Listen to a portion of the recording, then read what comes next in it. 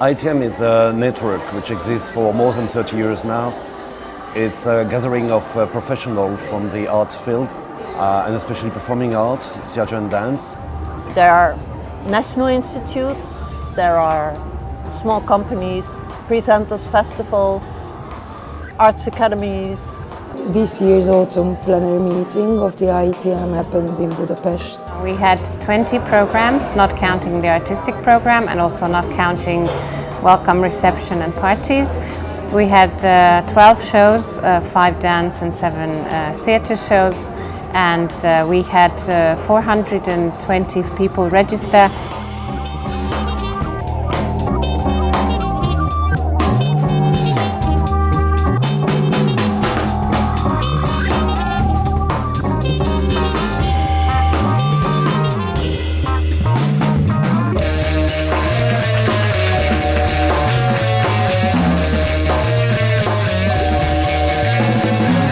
The topic is democracy, and there has been a feeling all around Europe and also within Hungary in the independent scene that there is a huge need to talk about democracy. How is art connected to the society? How is art connected to the community? What we can do for democracy building and democracy preservation at the current moment? Unfortunately, there is no doubt that Hungary is in deep trouble with democracy. I personally wouldn't call this a democracy anymore. It's not a full-blown dictatorship, but certainly it's not a democracy. So that was one of the reasons why there was a need or an interest in IETM members to come here and talk about democracy, particularly in such a country. This idea of the current regime about creating and we were just laughing about it when it was first announced, the system of national cooperation, it's called, and it's now a sort of reality. So it's such a centralized and hegemonical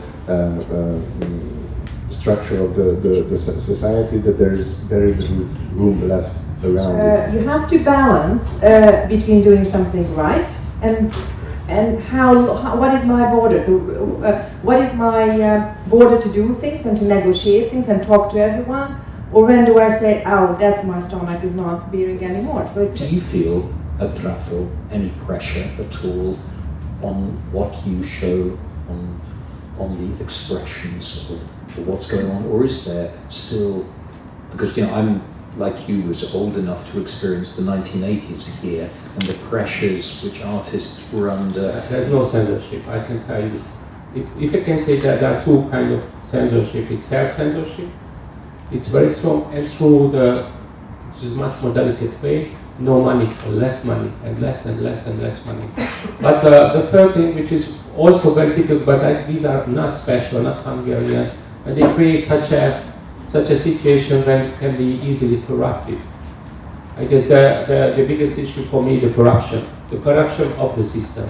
It's a real question for everybody whether you cope with this national collaboration system or not, and if you are not part of the game and if you don't feel like joining, what's left? Hungary was represented very much in the news concerning the democracy during the past 5 years, and concerning the migrant and refugee issue, especially since June. So somehow this migrant refugee issue was involved also in our work, especially, for example, the session called Fortress Europe. There is an issue that we all have to address, and in regards to which we really have to rethink our whole commitment to democracy and to equality, and where our responsibilities lie with regards to people who are fleeing from dictatorships and genocide and other terrible hardships. In our group, only really in one case did we start to talk about one specific example of one artistic project, so we stayed more on a theoretical level. But about the first question, how do we perceive the distinction between our roles as citizens and our role as artists? A lot of people in our group actually believed quite passionately that difference isn't actually as big as you were suggesting. There was also discussion about the fact that artists have tools or have developed skills that could be very useful. Perhaps we are As artists, we are all citizens, but as artists, we can work to be more effective citizens. We do have the ability as artists, if we're doing something that's really relevant, to interrogate and to challenge the status quo. We have the ability to put ourselves into someone else's position. Imagine what it's like to lose your identity like a refugee does, and find a way to communicate that. It's very much about the question, where's your position as an artist? Do you really give up your creation, being the creator, and go dig into the role of sharing and listening and participating, or and if you want to, and to what extent do you give up your own comfort zone? This, by the very fact that we are also here discussing about them somewhat, it's not only an instrumental power, it's discursive as well. So how can we overcome that? How can we challenge, this role that we also take upon ourselves when we discuss these issues, when we want to react as artists? When we talk about democracy, we try to break it down to participatory processes and the role of communities, how small communities can be approached, how arts can include small communities, or how communities can approach the arts and have their own concepts and their own ideas, and how that can be represented in the arts.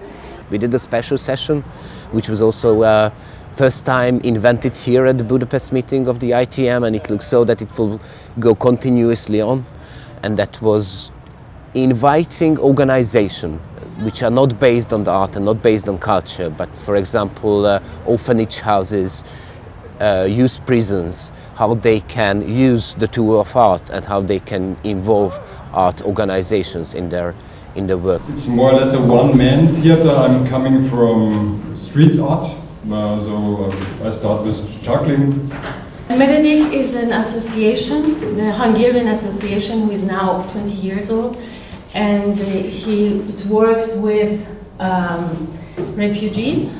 This is a reformatory school for juvenile criminal actors. I am here to tell you something about the Hungarian Roma Parliament, which is a non-government umbrella organization for the Roma people. We are the Utcasak, in English is a Spec Street Theatre, and it's functioning since 9 years. We mostly working with Roma kids or youths. We are a movement for the improvement of living standards of people with disabilities. Several rural small communities could present themselves at the World Café to international experts who might who will link up with them and do some projects with them maybe. We talked about public spaces and how in a dwindling democracy like Hungary, a public space like Eleven Emlékmű or Living Memorial can gain such a central role as it did, and where is the next step? How can we go on from there? Public space and democracy for me is really much linked. So how much access we have to public spaces, for me it's very much interrelated to our access to public issues. And beyond that also we had other topics not directly linked to the issue of democracy. The digital topic was a rather large one, so we had 2 or 3 sessions on that one, and we were talking about producing. I was organizing 2 panels. One was about the artist management training, the other was about the issue of company management and development of production houses. In the artist management discussion, it was very interesting how the relationship of the artist and the manager or producer was discussed and addressed, whether it's a democratic kind of relationship or it's a business relationship. Very much it's a personal relationship, and how the two together can work for the production and for the creations of art pieces. I started as an artist, and then I reached to the self-management because that was the only way to work, and then started the festival, and then started the association, and then it's really like more and more managerial and less time for artistic, and I have a feeling that it's like two different brains. So maybe how many people of you in the room find themselves in a similar situation?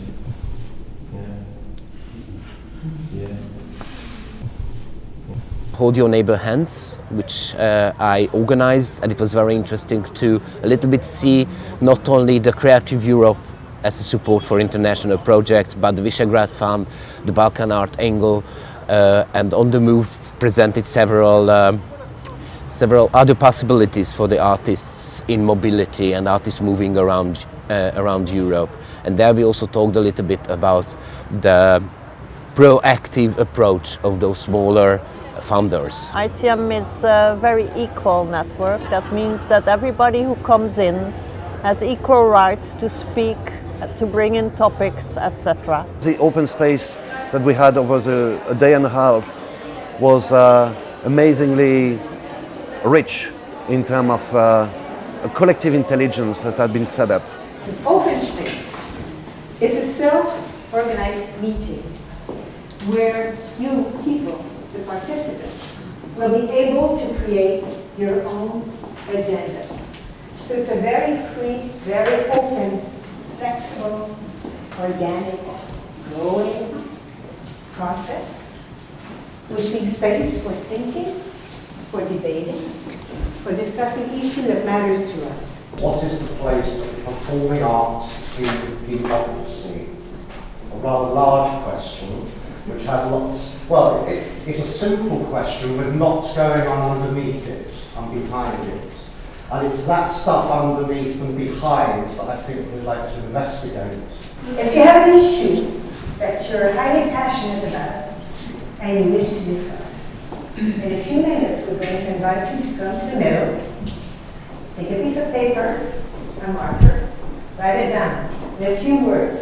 How can art be a democratic tool without carrying the whole responsibility of democracy? If your art is political and you don't claim you are, which is the weight of having to be a political artist, and what does political art in the end mean?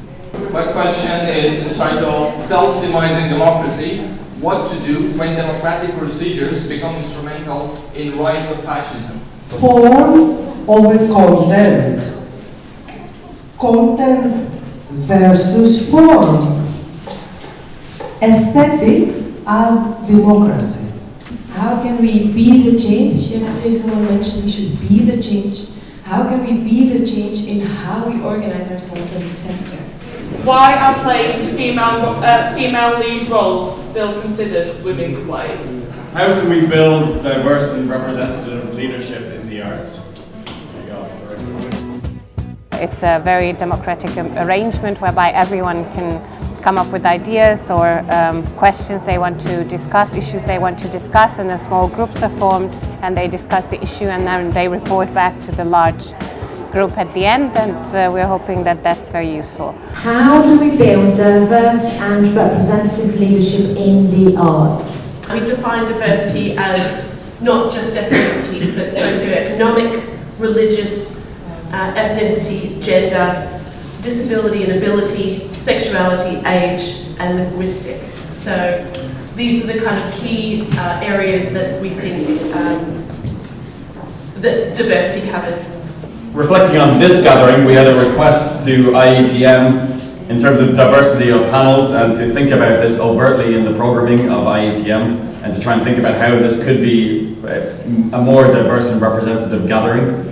And then also we need to, with a focus on translation, I know this comes up in a number of IETM meetings, but that there should be a thought within the organization and within all of us as a group, as members, about how we could possibly try and deal with this and not have English as the purely dominant language, but perhaps work collectively even on volunteer translators and try and think about crowdsourcing within this talented group of people to deal with it. What's the aim of this meeting, hopefully, will have been reached. It's to create new friendship and to reinforce friendship which exists before. And again, to try to understand each other, because it's difficult in an international environment to see who could be your potential partners. So it's not only that we can learn a lot from each other by being in a meeting, where we share our best practices and share our failures, which is even sometimes more educative than knowing only what the success is. But it's also that you feel that you're not alone and that you are stronger when you work together.